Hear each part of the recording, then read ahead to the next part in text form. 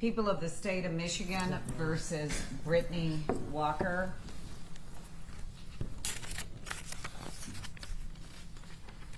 Docket number 2500228301 is here for sentencing. Appearances, please.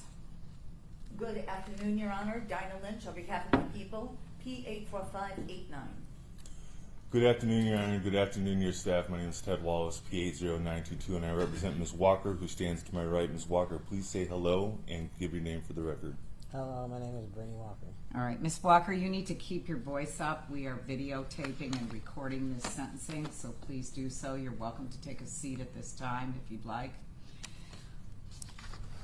Mr. Wallace, I'd just like a yes or no to this answer at this time. Are you in receipt of the PSIR, the pre-sentence investigation report? Yes. Ms. Lynch, you are as well? Yes. All right. Notwithstanding the fact that there is a sentencing agreement on this case, the court does want to review the sentencing guidelines. However, offense variable 4 is often impacted by victims of cases. I see it is scored at zeros. Ms. Lynch is the victim here to make an impact statement today.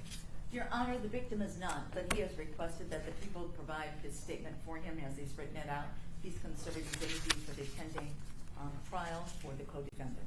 Fair enough. Then I'd like to take that statement prior to review of the sentencing guidelines to see if there are any suggested changes. Could I have the statement at this time, please? Yes, Your Honor. Can I pause for a second, Ms. Lynch? The gentleman in question is still wheelchair bound. Yes, he is. Would he like to make an appearance on Zoom? Was he offered that consideration today? We spoke to him several times, and he has communicated that he does not wish to be in court. He doesn't wish to be on camera. He's really trying to conserve his physical energy and capacity for the pending trial. All right, and the co-defendant has a trial, I believe, in September. Yes, the 22nd, I believe. All right. I'm just asking, and I want to make sure that he is aware of the opportunity to be on Zoom. And yes, obviously you've afforded that to him. Written victim impact statement is acceptable, and you may proceed with that at this time. Thank you, Judge. And I quote, and I'm reading directly from the impact statement that was taken. I was present when the crime occurred, and this is the victim statement for Andreas Demetrius Curtis Bryant, and was physically injured. These injuries included a fractured skull with blood pooling on the brain. In addition, my left eye and socket were damaged. These injuries may require surgery on my brain for a cranial bleed and my eye in the future. Since this incident, my life has completely changed.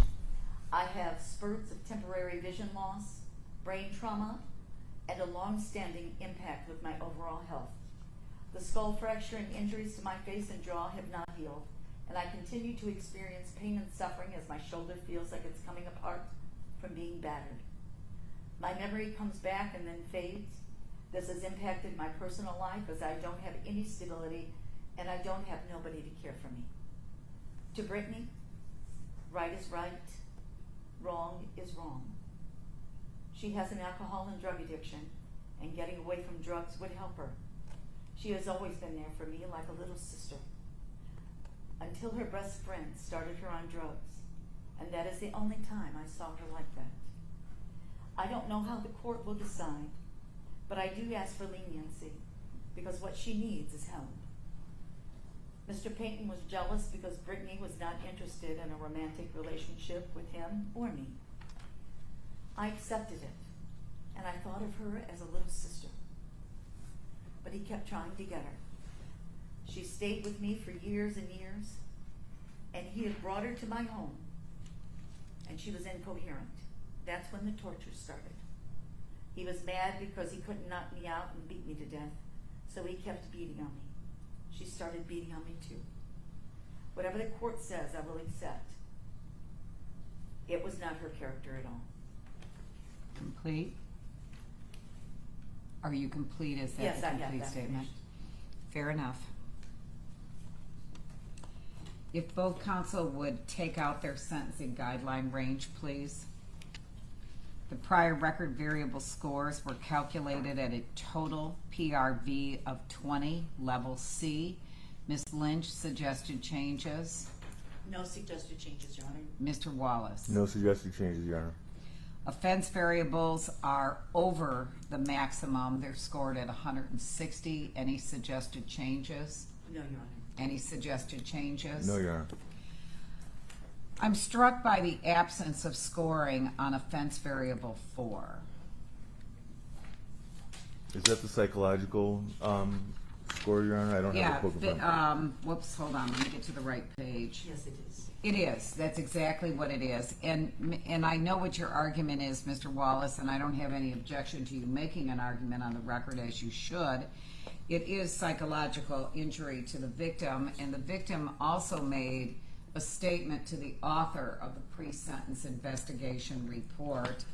And I've read this entire report, and in that report on page 4, I have to admit to you that he said similar things that he wrote and were read into the record by Ms. Lynch. And a quote in the pre-sentence investigation report says, quote, "He did not report any psychological injuries from the instant offense. Mr. Bryant was not sure how long he was in the hospital. He suffered from broken facial bones and a cranial bleed, but stated he did not have any lasting issues from the assault." Obviously, the word issue is not defined, whether it's physical or psychological.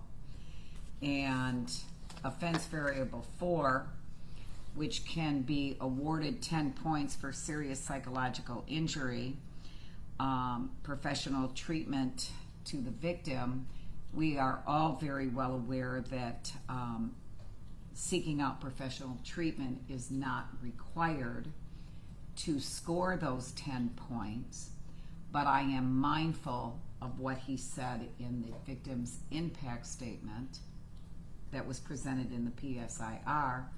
I'm mindful of what Ms. Lynch just read into the record, given his choice not to be here today and make a statement. And I will hear from both of you as to whether or not it should be scored.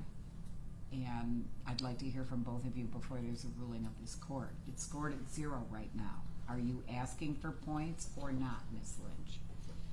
Your Honor, based on the statement that was made in the pre-investigation report, in which it says he did not report any psychological injuries from the incident, I do think that based on the statements that he made to our office for his victim's statement, would indicate that there are likely some psychological injuries that have occurred. I would also place on the record that whether the 10 points are added to this OV4 level would be of no matter, because as I look at the guidelines, the maximum it would be 100 points plus. So it would be, if the 10 points are added, it would still make no difference to the outcome of these guidelines. So I would leave it up to the judgment of the court. Thank you. Mr. Wallace, would you like to respond, sir? Your Honor, the people that do these interviews with the Michigan Department of Corrections, I'm sure specifically asked about psychological impact on this case, and for them to put that in his statement that they clearly asked about it, they inquired about it. I don't have any desire to talk poorly about a victim in any case, but this is not Mr. Bryant, I believe is his last name, this isn't his first injury he's ever suffered. He was wheelchair bound before this even happened. Ms. Walker has in fact pled to the part that she admits to taking part of in this instance. I don't think that we can add points or add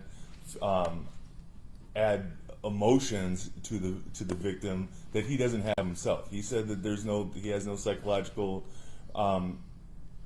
effects from this. There's physical effects, yes, but there's not psychological effect. And I think to just add points and say, no, you really are having psychological problems when he says he's not, is just adding, is putting in information that doesn't exist. If he said he didn't have it and was asked about it clearly, how do we give points for something that wasn't suffered? He's already, the OV score is already over the limit.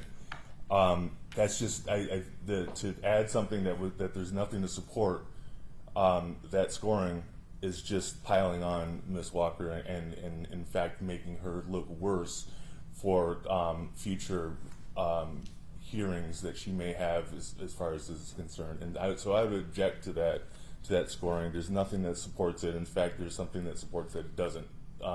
It doesn't pertain to this case. Complete. Anything further, Ms. Lynch? No, Your Honor.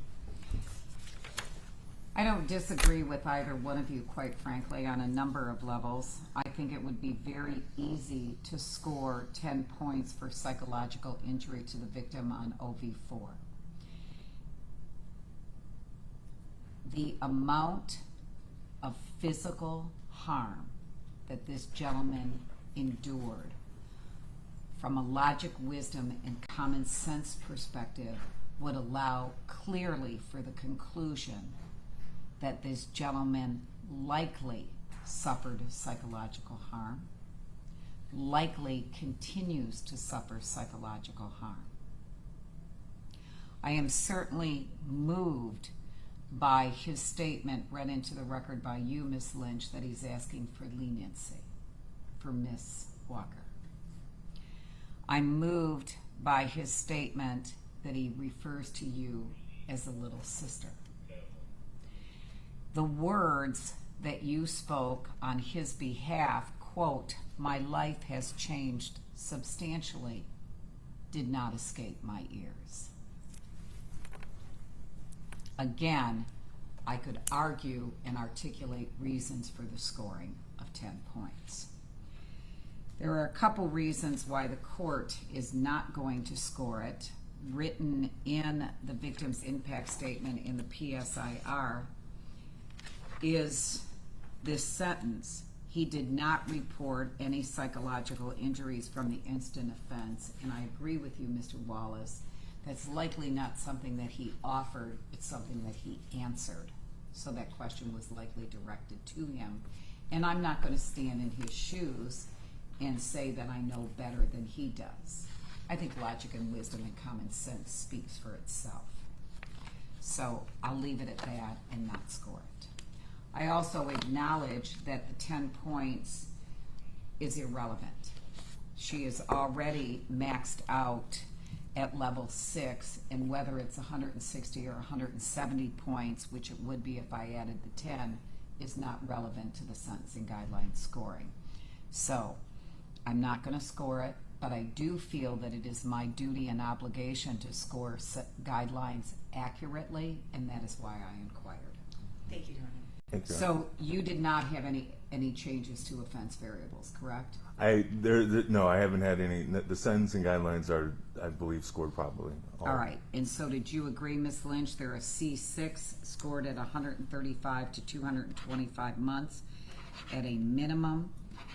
For the reasons discussed on this record, the court's going to sign off on the guidelines, concluding that they're accurately scored by the Department of Corrections, and send these to prison as scored.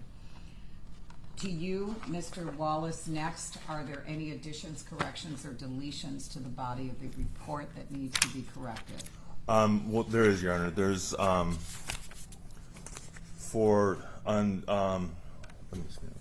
the pre-sentence investigation report page 1, it has appointed or retained, and it has me as retained, and I am in fact appointed. All right, that's a second page one. I know I'm shocked by how many page ones there can be in one report. I'm going to change that to appointed, and then were fees attached, or I need to add those? Well, you don't have to attach or. I add those, understand, but they have they a were not on there. recommendation. They were not on there. They were not on there because they concluded you were retained. Correct. But the, as you know, the State Court Administrative Office has calculated and approved both $1,300 in court costs and $400 in attorney fees and determined them to be reasonably related to the actual cost. Given the mistake that they thought you were retained, the court is likely going to include that in the recommendation, sir. Understood. Anything else to bring to my attention? Nothing from me, Your Honor. Anything else by way of additions, corrections, or deletions that you saw, Ms. Lynch, that you need to bring to my attention? Yes, Your Honor, there's one. In the pre-sentencing investigation, which would be page 3, All right, let me find the correct page 3. and it's just the page before the victim's impact statement. Got it? Under description of the offense narrative? Right above that, the third paragraph, it says restitution is not requested in this case. Okay. That would be incorrect. As the sentencing agreement includes restitution for the terms and conditions, the people are requesting, based on the request from the victim, $40 that was in cash on his person and on the table. He is requesting restitution, as well as the phone that was damaged by bleach, and the replacement cost was $300. And the figure you use for cash is 40? 40. Okay. $300 for the damaged phone. Anything else? No, Your Honor. Any unpaid medical? No. Any objection to the ordering of $340 of restitution, Mr. Wallace? And Mr. Wallace, I'm going to answer your next question. Mr. Payton's case is pending for trial. Obviously, he's presumed innocent. Should he be found guilty by jury or accept a plea, as happened in this case, the court would make restitution joint and several. I can't cross that bridge right now. Oh, I understand that, Your Honor. I guess I'm not. I think that it's my understanding that the phone was he did not purchase the phone. It was a government phone. So I don't know if he's actually out of the money for that phone. I will leave it up to the court's discretion whether or not that means that results in restitution being owed for that. But I don't think that that he is out of money, out of pocket for that phone specifically. Madam Lynch? Your Honor, while the phone may have been a government phone, he had to replace that phone, and he had purchased the phone. His brother actually is the one who gave him the money, the $300 to purchase that cell phone. So it is $300 for the replacement of the cell phone. Do you wish to comment any further, Mr. Wallace? No, Your Honor. Fair enough. Any dispute about the phone being damaged that I have to address, sir? For what Ms. Walker pled to, she did not plead to. In fact, she specifically denied having anything to do with the bleach.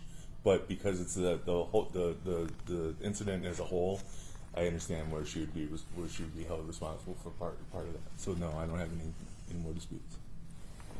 The victim testified during the preliminary examination that the phone was damaged with bleach, and that both parties were involved in trying to force him to ingest bleach, which is on his testimony in preliminary examination. Fair enough.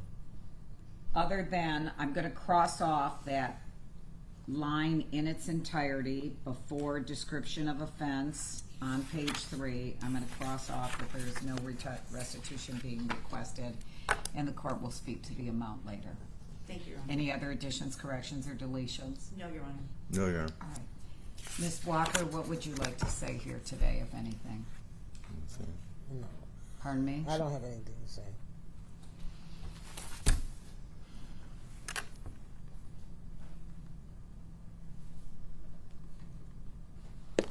Okay. The court would note for the record that there is a sentence agreement in this case. I have it in front of me. Ms. Walker pled guilty to torture on August 5th of 2025, and there is a sentence agreement. I will take any allocution from the prosecution at this time. Thank you, Your Honor. The people would ask that you follow the sentencing agreement entered into by both parties, and the people would humbly request that the court would respectfully consider the statements that were made in the pre-investigation report under the evaluation and plan, under page 1, where the interviewer wrote that there is a lack of accountability of the instant offense or actions that led to it during the interview. Can you pause for a minute? I've turned this page too many times. Certainly, Your Honor. I remember the words that you're speaking because I read it. And what paragraph and what page, please? Pre-sentencing investigation under evaluation and plan. Got it. And it is the second to the last paragraph.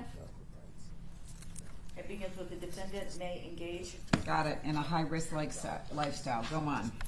So it reads, and I quote, "There was a lack of accountability for the instant offense or actions that led to it during the interview. The defendant did not seem to express remorse about the situation or empathy for the victim." And then at the last part of that paragraph, that last sentence, it said, "The level of carelessness that was demonstrated shows that the defendant may benefit from participation in a psychological evaluation as well as cognitive behavioral therapy program, and the people would request that the court would consider implementation of those as well into the sentencing." Thank you. Ms. Thank you. Lynch, is there anything else by way of elocution? None, Your Honor, thank you. And Mr. Wallace? Yes, Your Honor, thank you. I read that statement in the pre-sentence investigation report, Your Honor, and I would agree that Ms. Walker would probably benefit from psychological therapy. I will say that this case didn't happen in a vacuum. I think that there's things that led to this that on multiple sides that got us here where we are today. She did in fact plead guilty, and pleading guilty to a charge, as far as I know, is taking responsibility for what happened. If you plead guilty, you're saying you did something, and that by definition is taking responsibility for it. The things that happened that led up to this and the need for psychological help is probably why she might have come across as not feeling empathy or any kind of remorse for this. But the fact that she has, like I said, pled guilty would show that she is at least taking responsibility for her actions. I don't know why they would put that in the report to try to make Ms. Walker look even worse. And again, I think that's going towards trying to influence any future parole hearings, as it may be. But I was actually contemplating asking the court to have that stricken, because all it is trying to influence her parole later on down the road. And so there is a sentence agreement, and we do ask the court to adopt that sentence agreement and let Ms. Walker get this behind her as quickly as possible. And furthermore, I know the court is going to take issue with Ms. Walker's pending charges, and I've discussed those with her and explained that she even if the out-of-state warrants do not call for an extradition, that she should take care of it, because taking care of everything that she has pending is in fact changing her life around and moving forward in a positive direction. I think that she will benefit from getting at least her GED while she's incarcerated, and maybe even some job skills that she can turn around, and once she gets out and gets all these other charges taken care of, that she can go forward and actually bring something to the table for the community at large. Are you complete, Mr. I am, Wallace? Mayor. Thank you. Anything else, Ms. Lynch?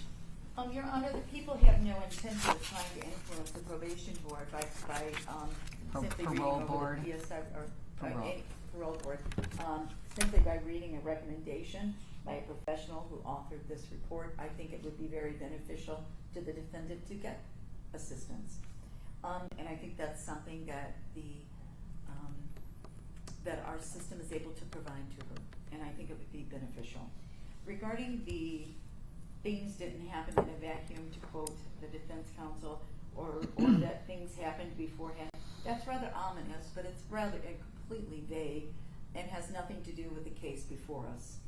As to the statements that the defense counsel mentioned regarding the warrants, this is not one or two warrants or one or two instances that have been evaded, but there have been multiple warrants for this person. And I do agree, though, with the defense counsel that those should be addressed as soon as possible. Thank you. Anything else, Mr. Wallace? I just want to clarify. I didn't say that the people were trying to influence future parole. I'm saying that the report, in the PSI, that being written in the PSI, in itself, seems there in order to influence the future parole hearings. I was not accusing the people or Ms. Lynch of trying to do that. I didn't take it as an accusation. Okay, thank you. Ms. Walker, before I proceed with closing statements, is there anything further you'd like to say? Do you want No, to change your ma'am. mind? No, I'm fine. Thank you. No, I'm fine, thank you, just in case I was too low for the microphone. There are a number of things I would like to say. First, Ms. Walker, I do agree with Mr. Wallace, and Mr. Wallace, you have likely heard me say this countless times in my courtroom, that I do acknowledge that when people plead guilty, although everyone is presumed innocent who stands before this court, the acknowledgement of guilt is a step in the right direction for you, Ms. Walker. Every single one of us could benefit from self-improvement, myself included. But to improve, Ms. Walker, it starts with honesty. Pleading guilty is a demonstration of that honesty. And although this pre-sentence investigation report indicates that this is your first felony, reading close or just below what Ms. Lynch read into the record, it also states that you have a criminal history in 7 other states that remain pending, including but not limited to Michigan, North Dakota, Minnesota, Arizona, Georgia, California, and Nevada. You have 10 pending matters. I don't know with certainty what all of them include, but there are pending matters in the 19th District Court here, the 23rd District Court, the 36th District Court, 1, 2, 3, 4 of those at least, and then the various other states. It certainly is representative, your disrespect for the court, your disrespect to authority. So although this looks on paper as to be your first felony conviction, I don't know what would have resulted had you had the decency of showing up in other courts and answering. But again, I do respect that you pled guilty here. Perhaps that has to do with the fact that Mr. Bryant, as he stated in his statement to the court, that he's known you for years. It stated in this report that he was hoping that you would consider being his caregiver. But many times in my 30 years on this bench, I have reflected on the things that I see before me. And if I was the victim of a crime, I would hope that it would be by a stranger. Perhaps it would be easier to understand and to justify in my mind's eye that I was in the wrong place at the wrong time, versus being victimized by someone I knew, someone who I trusted, someone who was in a position of caring for me. I can't envision what Mr. Bryant thinks about the fact that he was assaulted and victimized to such an extent by people he knew, and especially you, Ms. Walker, somebody that he trusted.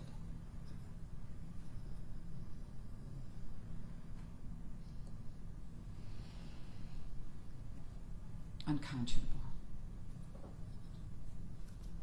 Ms. Walker, some things are better left unsaid, but the words "I'm sorry" are not one of them. You didn't even have the decency to apologize to this man or for this behavior.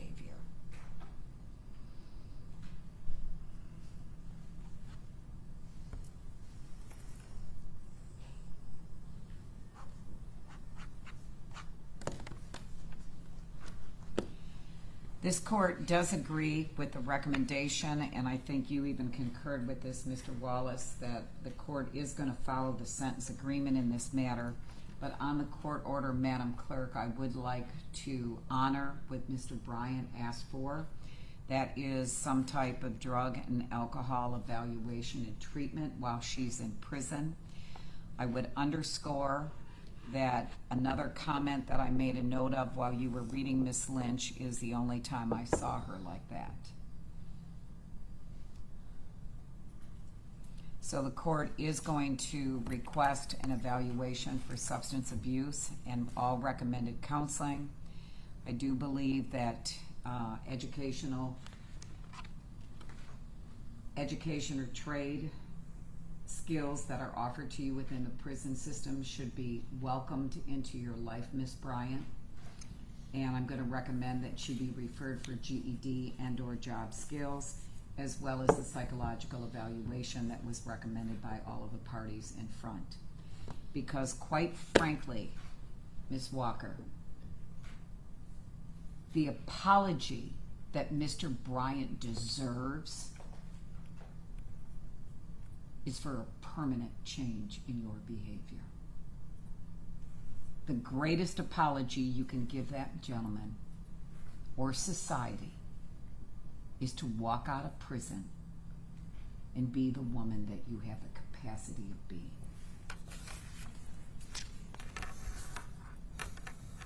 Because you literally have no employment history, no educational history. You're wanted in multiple states. And what happened to Mr. Bryant by someone he refers to as a little sister? And please be lenient, Judge.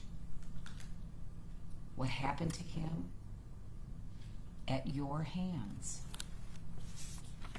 is shameful, unconscionable.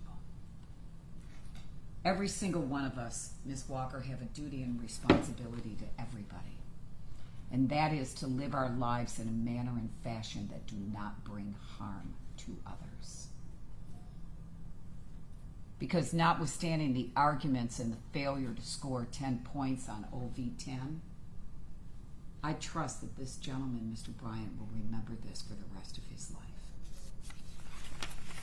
I trust he's a little more scared when he hears a noise out in the hall. I trust he's lost a little bit of sleep. I trust he will remember this because he is in pain, physical pain. Notwithstanding the fact that he's in a wheelchair and he has a lot of other injuries, physically he hurts more. And these actions by you will be remembered by him forever.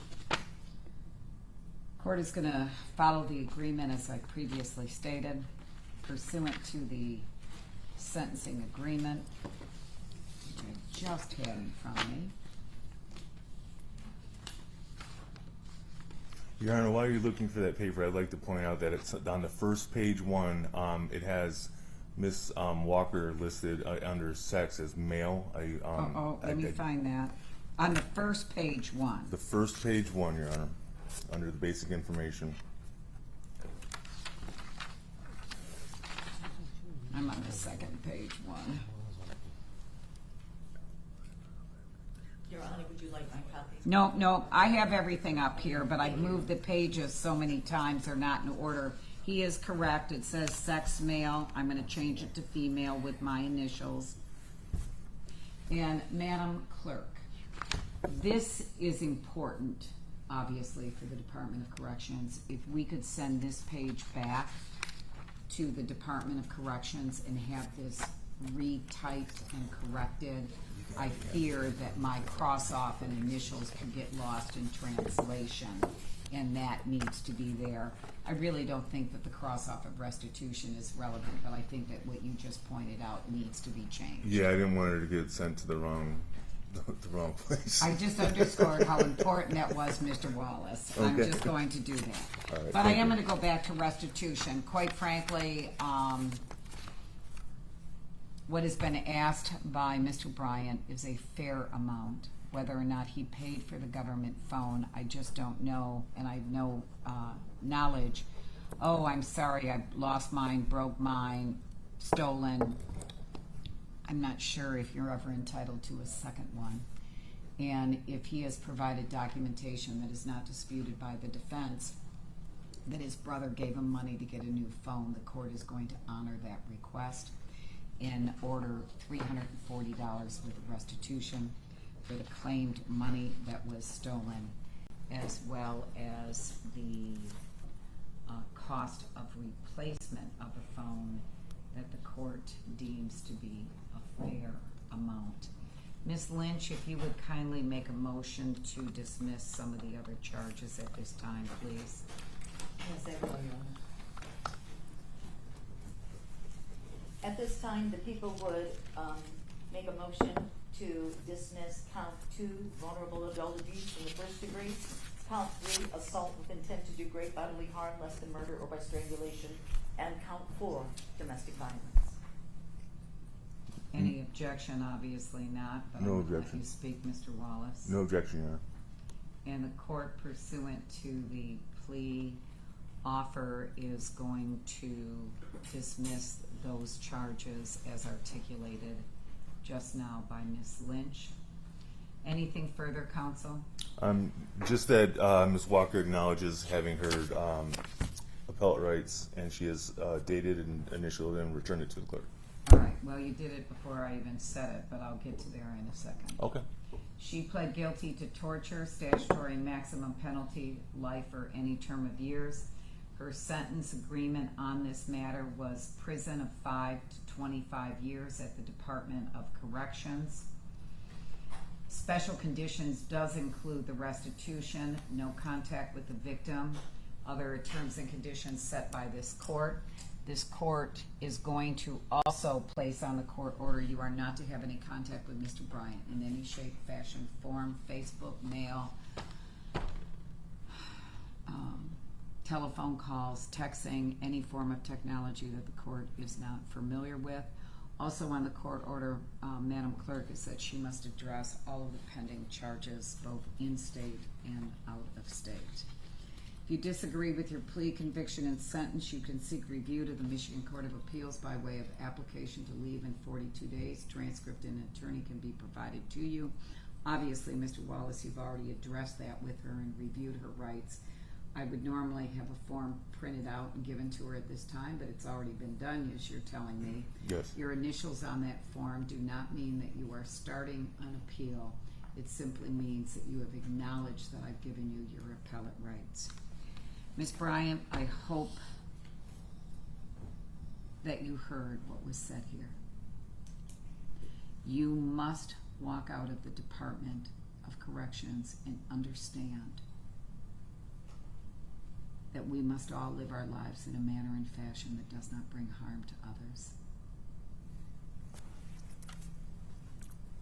In addition to this horrific tragedy before this court, I also want you to consider, Ms. Walker, that wasted talent and wasted ability is a crime against you, Brittany Walker.